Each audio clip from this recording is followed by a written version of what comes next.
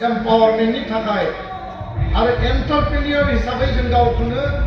मोनसे लामाजों डाइरेक्शनजों ट्रान्सफर्म खालामनो थाखाय जोङो फैबाय थानाय समाव 1 लाख बर' इयुथखौ ट्रेनिं फेसिलिटिनि बेबस्था खालामनायनि थाखाय फाइनान्शियल इन्स्टिट्यूशन आरो ट्रेनिं इन्स्टिट्यूशन कम्बाइन खालामनानै 1 लाख बर' इयुथखौ जोङो ट्रेनिं होगोन जिल्ला आरो दखल आरो इउनिट लेभेलाव बेखौ जोङो दिनै थांखि लाबाय 2024 आरो 25 नि गेजेराव 1 लाख बेसेबांसिम टारगेटआ फुलफिल जायो बिनि थाखाय जों मोनसे रोड मेप जिल्ला आफाद दखरा आफादजों सावरायनानै जों तयार खालामदों बड'लेण्ड मुलुगसोलोंसालियाव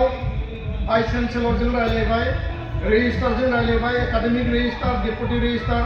रायलायनाया कमप्लिट जाबाय फर्मेलिटिनि बाखि दङ मोनसे एमओयू खालामनांगौ आरो